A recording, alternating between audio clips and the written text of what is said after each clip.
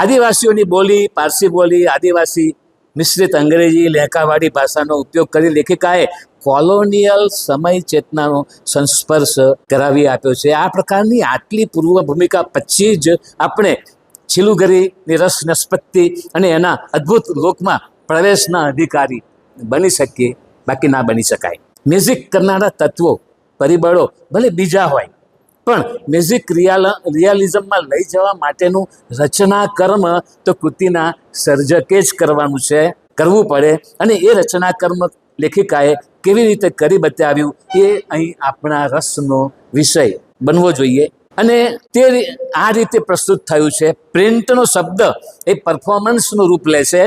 તે આ રીતે: કવાળીઓ પર્વત પુકારે છે, જમના ઓ જમના, ચાલો તમે એક નવું સાહસ ખેડવા તૈયાર થઈ જાઓ.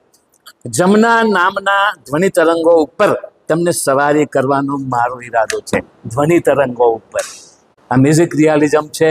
ક્વોન્ટમ ફિઝિક્સ પણ છે આખું. આ ક્વોન્ટમ ફિઝિક્સ એનો ખ્યાલ રાખો જરા. એટલે આ ફિક્શનલ નવલકથા તો છે જ, ફિક્શનલ વિલેજ તો છે જ આ છીલુગરી, પણ સાથે સાથે આ સાયન્ટિફિક અભિગમ પણ છે.